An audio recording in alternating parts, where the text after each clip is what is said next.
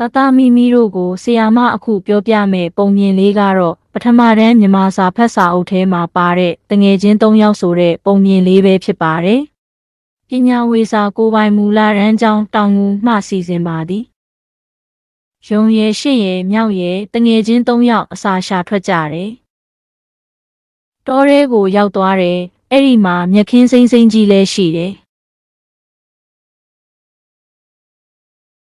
ရှင့်ကလေးကတစ်သီးလေးတွေရှာတွေ့တယ်။မြောက်ကလေးကလည်းငပြောခိုင်ကြီးတွေရှိနေတော့အဆင်ပြေနေတာပေါ့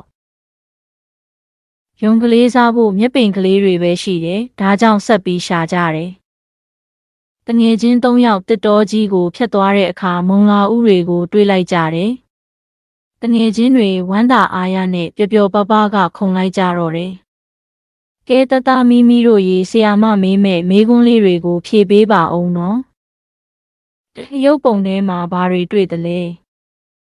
။နှစ်ရုံကလေးအတွက်စားစရာရအောင်ရှင့်ကလေးနဲ့မြောက်ကလေးဘာလုပ်ကြသလဲ